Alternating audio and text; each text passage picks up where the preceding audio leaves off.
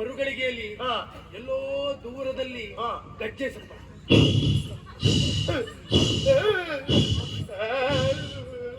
ಅಷ್ಟು ಮಾತ್ರ ಅಲ್ಲ, ನೀ ಹಾಗೆ ಮಾಡ್ಬೇಡ. ಆ ಭೂತವನ್ನು ನೋಡಿ ಆದ್ರೂ ನಾನು ಸಹಿಸಿಕೊಂಡೆ, ನಿನ್ನ ಮುಖ ನೋಡ್ಲಿಕ್ಕೆ ಆಗುದಿಲ್ಲ.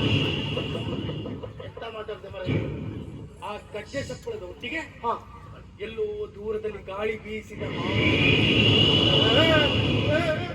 ಆ ಗಾಳಿಯ ಜೊತೆಗೆ ಒಂದು ಬಿಳಿಯ ಆಕೃತಿ ಹಾದು ಹೋದ.